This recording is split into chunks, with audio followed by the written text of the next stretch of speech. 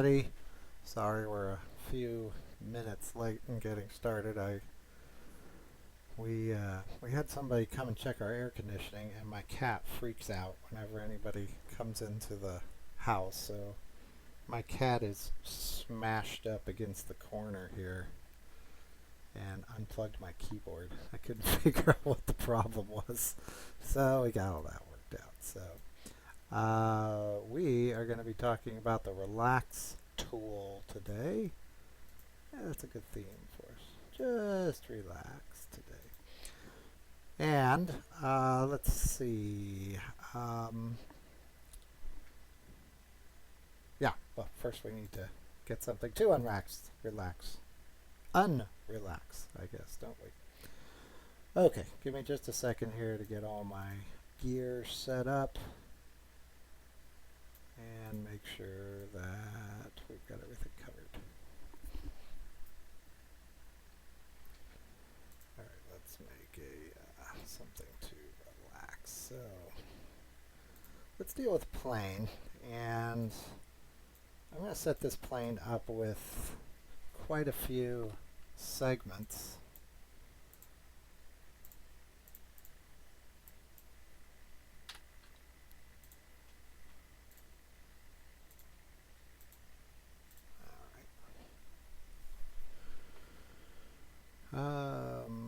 Yeah. So let's hop over here to edit mode.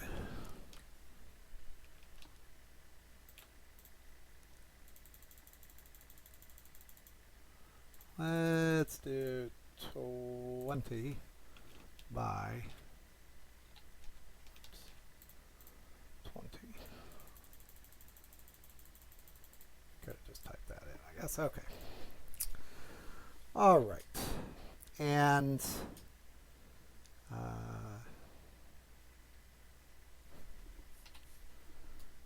let's save this scene real quick. So we've got it. What is this one? I just forgot.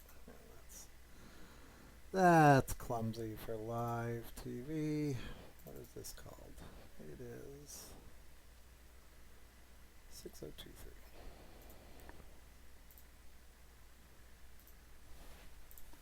Okay.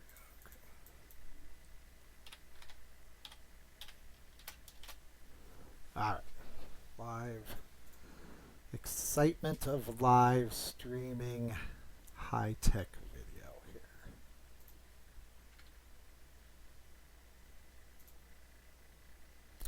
So let's talk about the relax tool and, well, why we'd even care about the relax tool. Where this comes in handy is when you're making things that are non-structural, like characters or anything bendy, blobby, not straight lines. And you come in either from the sculpting tool or from some sort of procedural editing. We're going to kind of simulate it here with procedural editing. But you get the vertices overlapping each other by mistake. For me, I usually do this by accidentally selecting through the object to the back side. And then I noticed I made a mistake like 5 days later by the time I get around to looking at that part, and I have to fix it. So here's what I'm talking about. If I'm going to turn on procedural editing, this is how I would, kind of a normal way I might model something. And let's go to move here. And when I move this, I'm going to expand that procedural editing zone up a little bit. And I'm going to kind of mash these pieces together a little bit.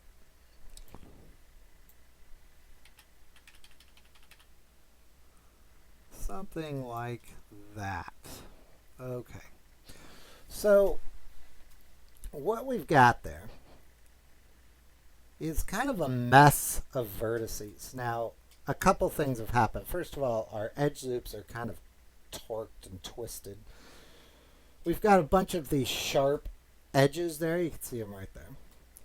probably all things we don't really want. And like I mentioned, the reason this usually happens for me is that I either select through to the back side of a mesh by accident, or I twitch and grab something on the mesh by accident, don't really realize it until I come back later and I get something like that. So there are ways to fix it. Now, what you really don't want to do is start coming in here and either using procedural editing or start just moving pieces around to kind of try to untangle it. Because it really isn't a good way to untangle it. It just doesn't really work very good. So you can always use the relax tool. Now, there's a couple ways you can go about using the relax tool. You can either select just that area, that's usually what I do, or you can select the whole thing. Just because it's easier, we'll select the whole thing in this case. And then let me get you the key command for relax. I don't know what it is right offhand. Let me look it up real quick, and then I'll show you where to find it in the menu.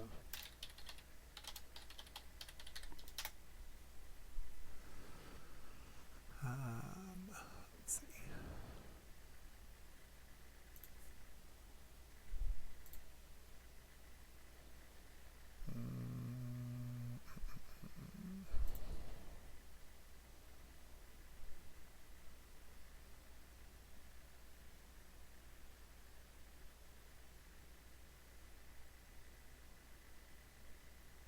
Oh, okay. And there's another part I need to show you. All right. So first, we need to install the relax tool. I forgot here on my system it's already been installed. It was one of the first things that I installed when it showed up. I think the relax add-on has been around since Blender 2.6, I think. But it is an add-on, if I remember right. So we're going to go to our user preferences, and under add-ons, we can just type in relax. There it is. And you want to activate this mesh relax, and you just check that little button. You can see mine's already on. That little dancing guy there, he'll turn on, and you can either save the user settings or not, but it'll be on from that point. It really should just be part of the interface, but whatever, it isn't.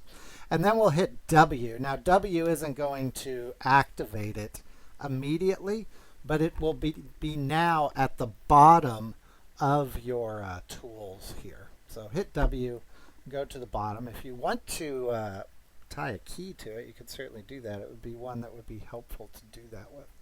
So we're going to hit relax, and you can see down here we get iterations. So if we bump the iterations up, you'll see that it will start to kind of melt that area back into shape. Now it also will melt the edges back into shape, which, well, in my case, really don't matter. But if we didn't want to do that, well, you can kind of figure what you do is come in here. We'll use the circle select tool to just select this area right around in here. Everything where those edges aren't lined up nice and smooth, it'll probably work right there. We'll get these guys here. And now we'll hit relax. And we'll go to relax. And now under our iterations, you'll see that it will just affect that area. Now, it's not going to put the vertices back where they originally were. That's not the point. Blender really wouldn't have a way of knowing where the vertices originally were because it thinks you've modeled on the mesh. It thinks that you want those vertices where it's at.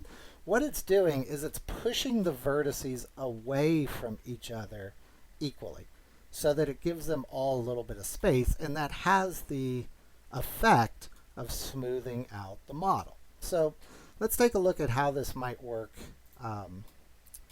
in real life. So let's take, say, this vertex. I'm going to keep procedural editing on here. And we'll move that up. I'm going to grab a few more of these areas here and kind of shove them together. See how they all get kind of collapsed down on each other? Not that we would do this purposely probably, but you've probably worked on models where you've had these issues where the mesh just gets tangled up. Your mesh is kind of like a big grid or a weave pattern, and it can get all knotted up like that depending on what it is that you've done to it. So we just use the mesh tool to untangle it. I'm going to use the box select this time. Oh, here we go. We got to turn on our select through mode. So I'm going to turn on the box selection. There we go. Make sure everything is selected that you want to untangle. Don't leave anything unselected, or it really, all it's going to do is make things worse. And then I'm going to hit W again. Remember, you got to make sure this guy's turned on in the add-ons, and he'll show up, and then hit relax, and then come back over here to my iterations. Now, right now, my iterations are as high as they'll go. 10 is the highest number, and if it still doesn't really untangle it, then you can just select everything again and redo it. Actually, you don't need to reselect everything. We'll just hit W and relax again, and you'll see that it will move those away. And it's untangled it pretty well. It does, like I mentioned, it does have the effect of smoothing things out, and that's because the vertices are either going to move towards or away from each other equally.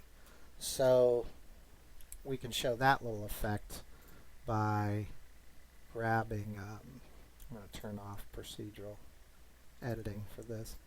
I'm just going to grab a couple of these. This is usually something I tend to do by accident a lot. Is you grab a vertice, and you just kind of have it shooting off into space like this, something like that. You end up with these little spikes. Well, you can just, again, come in here. We'll use the circle select this time.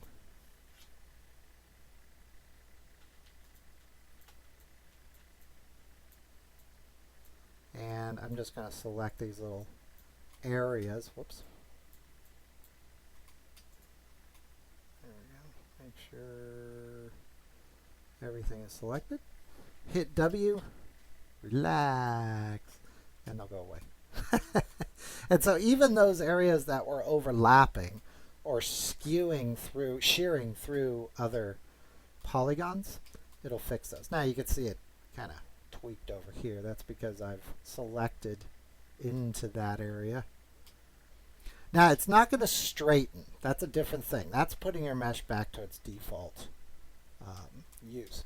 Also, if you look up online, and we haven't talked about it at this point yet, there is a relax for your UV editor as well, and that was added after this one. I think it was the next iteration of Blender. It might have been 2.7, where they added a relax option in the UVs.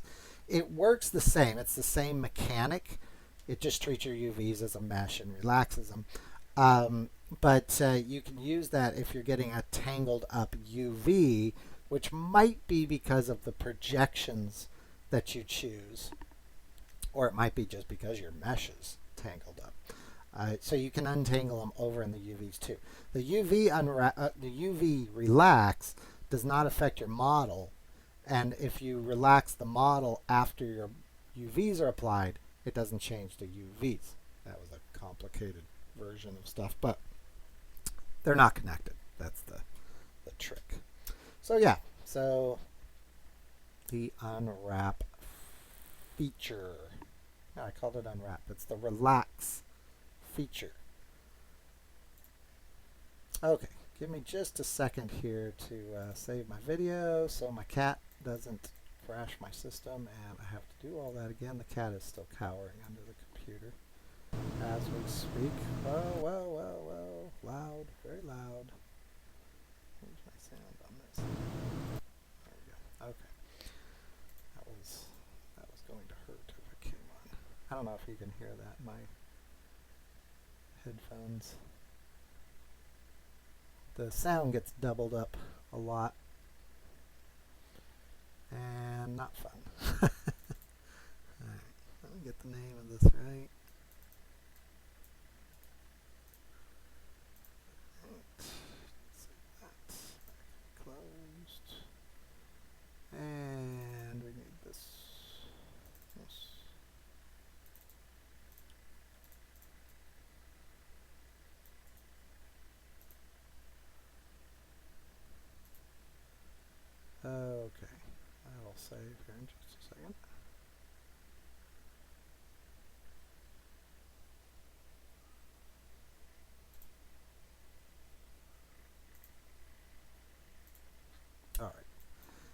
And let me save this file here.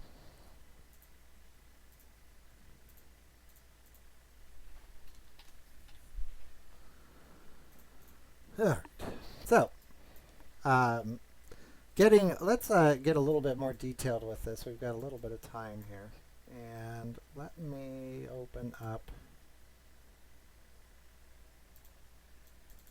a file that would be a little bit more tangled up.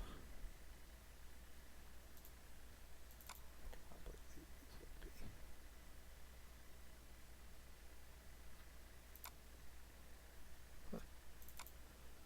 Here's my.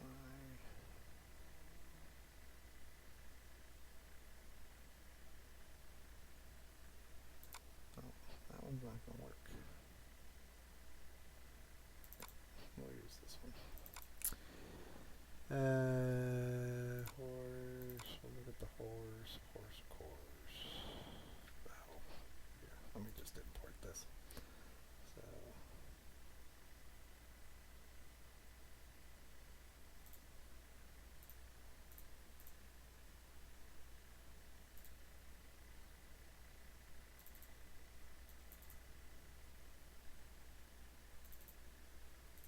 So many things we've made here at Game Institutes.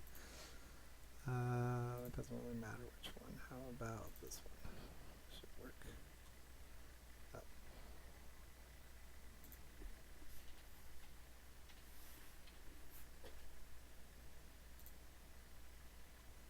Oh. Okay, here's our horse. He's a very large horse, so I'm going to shrink him down.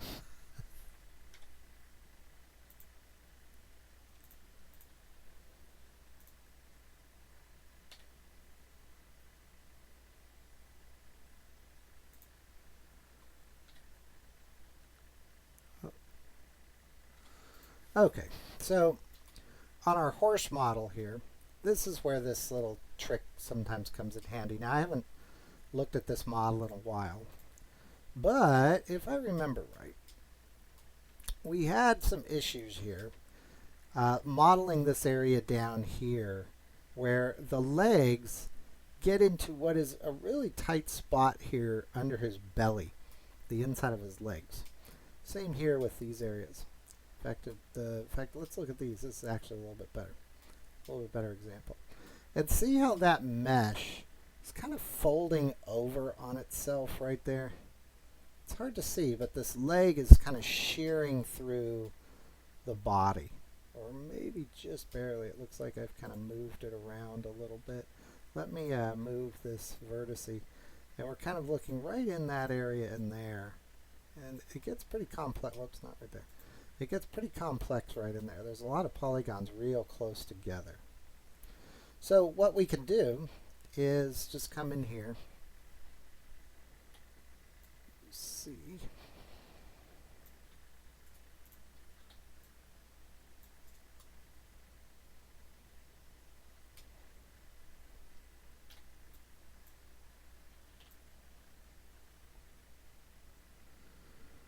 And we'll select all this stuff here we don't need. That's pretty good. Let's grab this area right here too.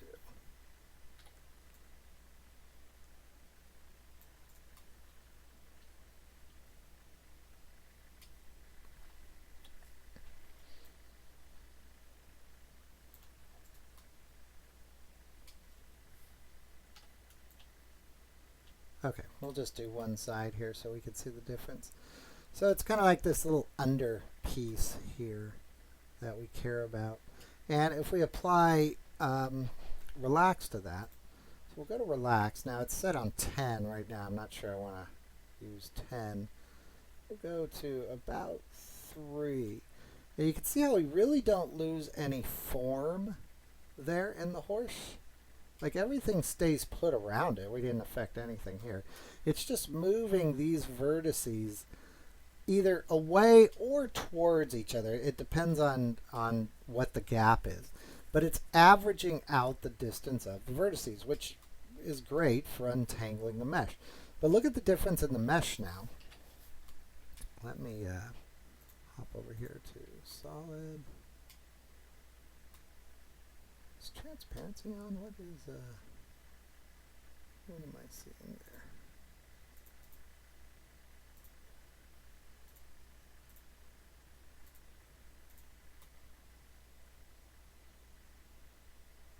Looks like my transparency's on here real quick. Let me see if I can fix that real quick.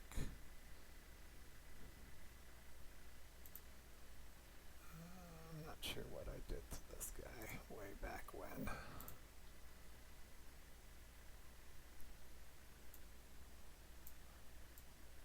No, that's not it. Okay. Oh, that is it. No, that's not it. Well, okay. I thought transparency was on, but all right. Well, anyways, if we look at this area in here compared to this area, see how this area kind of folds up underneath there, like in his armpit, and this area doesn't. So it's just instant. It's a really quick way to average those out. You could also do this really on the whole mesh if you want to average out areas, like here in his nose. See that kind of mesh issue we've inherited there? There's kind of some zigzaggy lines and stuff going on there. If I come in here, we'll just select all of that. I'll just grab all of that and hit relax. Oops. Except I just hit R, not what I wanted. That would make more sense. Different program. If I hit relax, it's going to smooth that out. Now I am going to lose some detail in the process. You can see how it's kind of scooting those vertices around. There's the original. But see how it just smooths out those vertices, or those edge loops a little bit. So that's a little bit better mesh. See how this is a little bit rounder than this one over on this side. A little bit more angular. Lines a little bit straighter, a little bit more crooked or zigzag. It's just a really nice trick. I don't know why it took them so long to implement that. I think Blender was about the last of the major 3D programs that really didn't have a good way of relaxing the mesh. You might also recognize that process from the smoothing brush in sculpting mode. And that's because it's basically the smooth brush is relaxing the surface when you drag it over. It's just doing it usually in a high poly mode.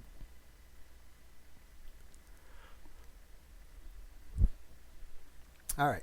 Well, that is going to do it. Let me jump over to the room and see what we've got.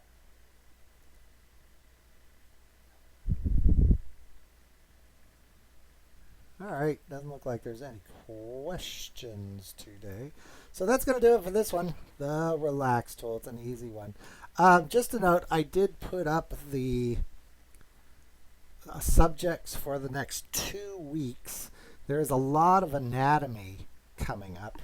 There's about 5 anatomy sessions, which I'm looking forward to.